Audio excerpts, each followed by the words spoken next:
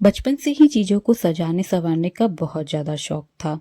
कोई भी चीज़ देखती तो उसे नया करने का सोचती थी। किसी को गिफ्ट देना है तो ये सोचती कि कुछ हाथ से ही बना कर दे दूँ। धीरे धीरे लोगों को काम पसंद आने लगा तो मुझे ऑर्डर मिलने शुरू हो गए थे। तो मैंने सोचा क्यों ना इसे एक बिज़नेस में ही बदल दिया जाए। लेकिन कोई भी राह इतनी आसान नहीं होती है। जब बिज़नेस करने का सोचा तो बहुत सारी अड़चन आई। लोगों ने कहा इतना पढ़ाया लिखाया है, क्या इन सब चीज़ों के लिए? इसमें तो कोई फ्यूचर नहीं है और इतनी मेहनत करने का भी क्या फ़ायदा? इससे अच्छा है कि ये सारी मेहनत गवर्नमेंट जॉब के लिए ही कर लो।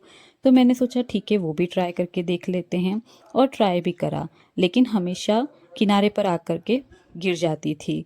तो फिर वो भी छोड़ दिया मैंने क्योंकि मेरा मन बस इन्हीं कामों में लग रहा था। तो सोचा इसी पे ही अपना लक आजमाया जाए और लक चल भी गया।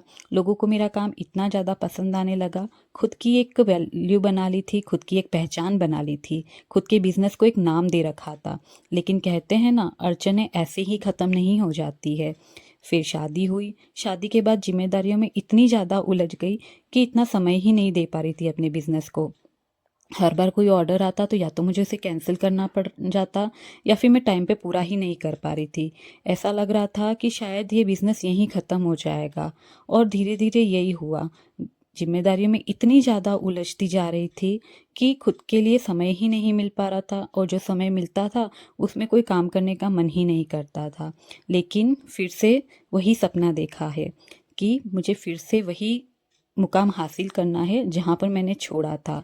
हम में से बहुत सी औरतें ऐसी होती हैं जो घर की और काम की जिम्मेदारियों में अपने सपनों का गला घोट देती हैं। उन्हें लगता है कि नहीं, ये सब अब कोई मतलब नहीं है।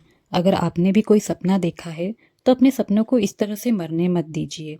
कोशिश तो कीजिए, क्योंकि ज़िंदगी में जब आप पलट कर देखेंगी तो चेहरे पर एक सुकून होना चाहिए कि हाँ, कम से कम मैंने एक कोशिश तो करी और ये कोशिश करी तो आज मैं यहाँ हूँ। वरना शायद वो एक काश ही रह जाता कि काश कोशिश कर लेती।